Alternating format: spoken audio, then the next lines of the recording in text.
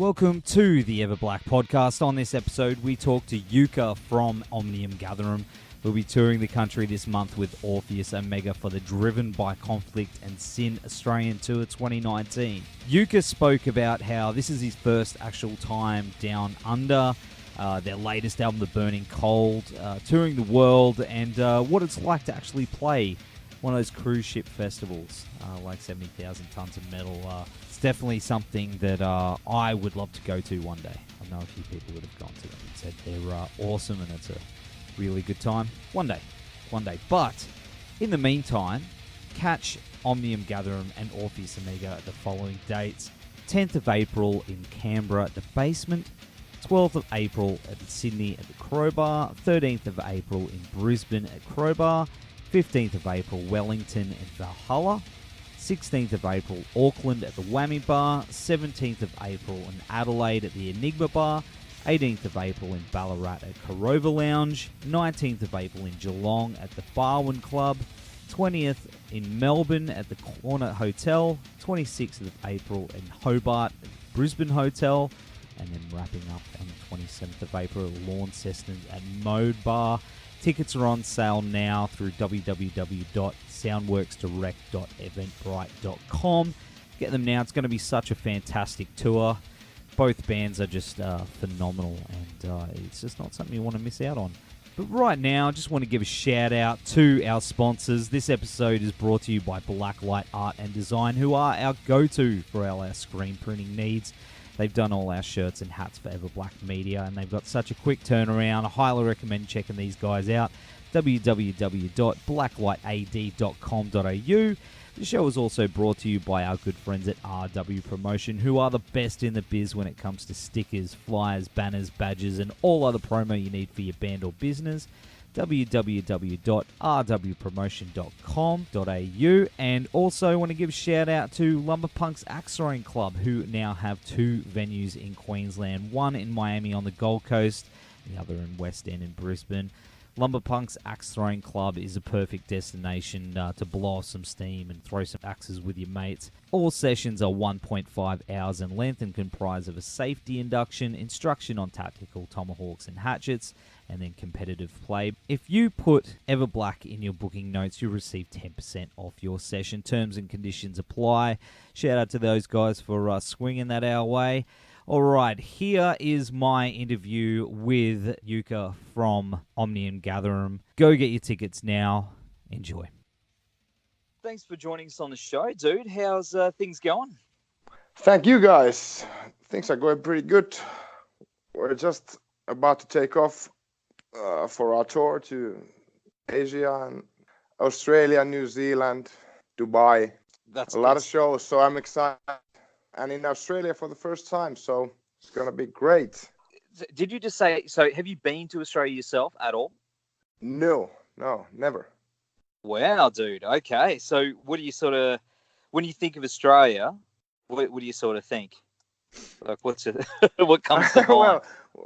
well, a lot of stuff, but, of course, you have the whole continent, so that's cool in a sense. And I think about, in general, of course, kangaroos. Yeah. It's funny, man, because a lot of people... But as in metal, I expect like a great metal community, of course. Yeah, it is, man. It is. We're small, but we're mighty. That's for sure. And the tour's just going to kick ass, man. I mean, your bandmate Marcus, his other band, Insomnium, have toured here before. So I'm sure he's given you a few tips on touring Australia. Yeah. So have you been to New Zealand though? No, it's the first time also there. So wow, it's insane, man. Kangaroos on one side, hobbits on the other. Exactly. Hope it doesn't disappoint. And some Tasmanian devils here and there. That's right. That's further down. I think you're going down that far to Tasmania, are you? I think so. I'm not sure. I think we're gonna go pretty near at least. Well, they're in zoos anyway. Yeah. Awesome, man. Well, we're definitely keen to see you guys tour down here, especially with Orpheus Omega, who are just an unreal band. They're probably one of our best exports. Have you seen them play before, like over your way? I've seen like some YouTube videos and stuff, but never live, man. So it's gonna be great to check them out also. You've also got a new drummer. How's he settling in? Thomas settled in like pretty damn good, I think. You know, he's an awesome drummer, and as a person, he's also unreal. So he's kind of like one of our guys in a sense. You know, he's been like he just filled in for the first like year and a half, but then you know. It became clear to us that, you know, because Jarmo was leaving the band and he was like just said to us that, you know, sorry guys, I can't go on, you know, with my family and blah blah blah, you know, basic things, no hard feelings or anything. But then we just started to talk to Tuomo at how we feel to become a permanent like member to our band, and he was like, first, you know, I have to think about this, and he did like consider it a long time. But for me, that is like also a good sign that he wasn't like jumping into it. He was checking things out, and for I respect that like kind of behavior.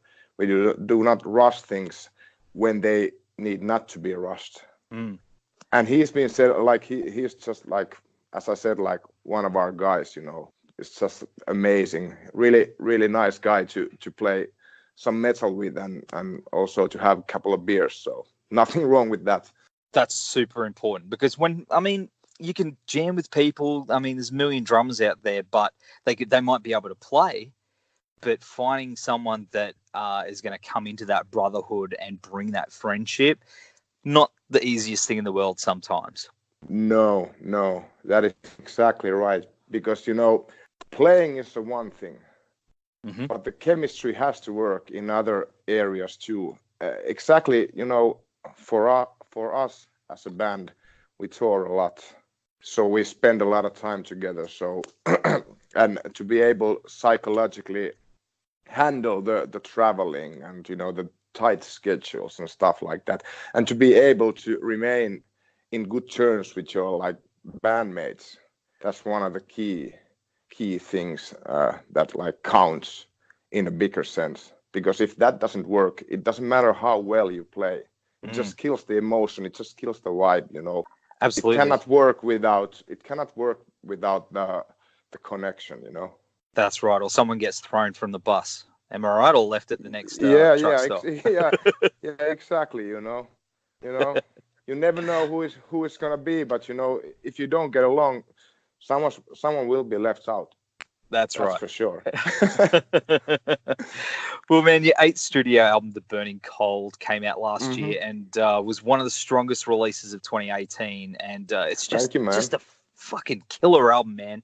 You guys never seem to disappoint. It's always strong. You put your heart and soul into it. You've been opening with The Burning and Gods Go First. How have they been going opening with them? Well, they really worked because, you know, usually the tradition is to kick off with the first song of the album, and for this instance, you know, we did it again, and you know, the intro, it just works really well because it's so like heavy and you know, just like, you know, you're grinding the metal out to the public, and then when Gods Go First go on, it's like, you know, it's like a technical riff at the start, so it just gets your blood pumped in a sense, your adrenaline going for the first like leaps into the show. So it's great, man. And I think people have been enjoying a lot also. You know, we've been like promoting Burning Cold for like Finnish shows and US tours and European tour so far, and I think, you know, I think it works as a starting point for the show really well. Well, you've been singing with the band since 2006, if I'm correct, because the band's been going for quite a while. When it came to vocals, where did that begin for you before that? Well, I sang in another band, like a technical progressive death metal band called Elenium, and we started like back in 1995 when we were like really super young. And for me, it was always, the thing that I wanted to do. So there was no other way. And we released like 2 albums early 2000s, like 2003 and 5 or 7, maybe. I remember at this point, but still, for me, it's been like, this is the thing that I want to do in my life. I've been doing other things also, but with OG, we started the tour like back in 2008 a lot, and there's been no going back. This is, I still have the time in a sense. I'm not 60 years old, so I just have to do it. It's like, in a sense, it's the fire that keeps me going. I totally get that, man. I totally as a muso myself, as a singer, I know I go crazy, man. Yeah, exactly. Mm-hmm. But you're on a much bigger scale. You get to jam every night and stuff. How do you find that you go on tour and then you take time off? Do you find that it takes you a little bit to get your voice back into action, considering how aggressive the vocals can be? Well, sometimes, but it's all like a technical matter in a sense. If you do your warm-ups and your cool downs, like after every show and stuff like that, you remember to drink a lot of water. For my case, at least, and you don't drink alcohol excessively, like I used to back in the day. But when you get back from a long tour, for me it only takes like a couple of days. Then it's like voice can be a bit down, but since I stopped smoking cigarettes, it's been super good. There's been no trouble. I think like smoking cigarettes was more doing damage than the harsh vocals. So for me, as I said, it's a technical matter. And when it comes to writing with these guys, you've been jammed with them, as I said before, since 2006. You've been with them for a long, long time. So I'm sure that you know how they work and they know how you work. But when it comes to writing lyrics and finding your space, do you have a routine? Do you have a ritual where you have to take the demos and go away and sit with them, or do you just jam them out in a room and get a feel for them? I just get a feel from them. I don't go to any specific place outside myself to get them done. I jam them with like in different kind of moods. Yeah, like I can do it like middle of the night or the first thing in the morning or like between the routines of my like everyday life. I sometimes do like I just like for spur of the moment, I just like put the new demos on and then the lyrics just start to come because I get like acquainted with the song in a sense. And then I also have the longer, when this kind of like a jamming session in a bigger sense is over, then I start like the real work when I refine them. And this kind of process usually must take over a year. You've toured the world. Australia's, next on your list, but where else haven't you toured where you really want to go? South America. Oh, cool. We've been to Mexico, Yeah. But I would really like to go to Colombia and Peru and Chile and even Cuba would be awesome to visit and to play some metal because the one thing that I've realized during the years I've been touring around the world is like the metal community is like it's just so fucking great. The people are awesome wherever you go. There are the little differences because of the cultural influences that we all have because of where we're from, but still, metal is a strange thing in a sense that it really, really seems to unite people in super aggressive but positive manner. It's funny that, isn't it? It is, but it's great, man. Then I'm pretty sure you're going to find that Australian metalheads are pretty nuts in the pit, but we're pretty cruisy outside. But have you actually sounds toured good, somewhere, man? Have you actually toured somewhere where that you guys have found yourself in a dangerous situation? No, that's the weirdest. Of course, there's a like dangerous situation, but when it comes to like meeting metal people, never. See, proves the point, doesn't it? It sure does. Excellent, man. So, I mean, of course, the album came out last year. You're touring heavily on that, but have you guys got ideas for the next one? The next tour or the next album? The next album. How far ahead are you guys usually? We have like some ideas jumping here and there, but not so much because, you know, one thing at a time. Yeah, that's it, man. That's it. Well, where does the tour take you next? After, you know, hobbits and kangaroos. We're taking after this tour, we're going straight to Full Metal Cruise, which is it starts from Mallorca, which is like a Mediterranean cruise. Mm-hmm. And after that, we're doing some summer festivals in Finland and in Europe in general. And in the fall, I'm not pretty sure yet, but we have something planned there. Nothing confirmed, but I think we're gonna go to another longer tour in the fall. Awesome, man. Oh, who's on that cruise? Oh, there are many bands. Actually, I don't remember at this point. I don't remember what else is there, but there are many bands there. You know, it's arranged by Wacken Open Air.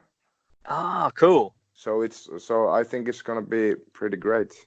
Our cruises in general, we've done the 70,000 tons back in 2017, and we've done we just did a Nordic metal cruise in January, or was it February? I don't remember, but somewhere there. Yeah, in early February, yeah, which was also great. It was in like near it started from Finland and went to Sweden and like then went back to Finland. So it was like just like 2 days. But I think that's it. Not so many cruises, but you know the experience we have from there. It's awesome because it's a different kind of atmosphere when you're on a cruise than when you're on a venue somewhere. See, that's like my dream is to go into 70,000 and like just even Wacken, man. Like over in Australia, we're so far away from everything like that. But what's it like for you guys? I mean, it's obviously you enjoyed it, but what is the biggest difference between you know, say playing a festival on outdoors being on a boat? Well, of course, it's a confined space. There you are. So yeah. It's in a good sense, it's a little bit of out of control in that way. And you do the gigs, and the atmosphere is just, you know, everybody, especially in 70,000 tons when everybody is just there, like, you know, all the metal fans and all the artists are just together there. So there's no like restricted spaces except the cabins for everyone. That's the only thing, and I think it like in a positive way it fights off the tradition of like the distance between the artist and the one who comes to listen to the artist. And I think it's something different, and I really enjoy it. Of course, the shows are they're just like as great as always, no matter if you're on a boat or fucking moon. Yeah. Hey, that's the next one, man. That's the next. Be. Yeah. Get your ass to Mars. Yeah. Yeah, exactly. Well, brother, I definitely can't wait to see you guys in Brisbane on the 13th of April. But the tour kicks off in Canberra on April 10. Thanks so much for taking the time to hang out on the show, brother. And we'll see you soon. Thank you. Of course. See you in Brisbane, man.